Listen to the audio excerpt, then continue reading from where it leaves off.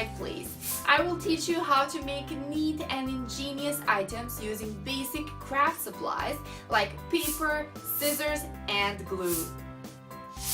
Did you know that origami came from the Japanese words oru, meaning to fold, and kami, meaning paper? And that's exactly what we do here. Fold paper. With our illustrated videos and step-by-step tutorials, it's amazingly easy to transform a plain piece of paper into interesting things.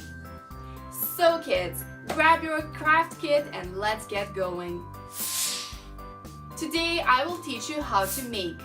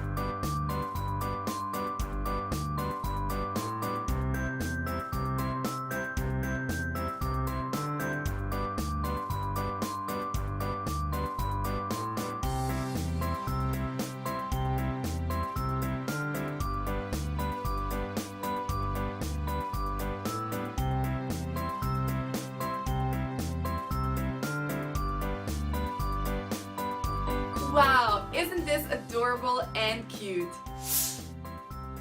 I hope you enjoyed spending time with us. I want all you little ones to follow this video and make some gorgeous paper crafts. Stay tuned with us and do not forget to subscribe to our channel and like our video. Bye bye.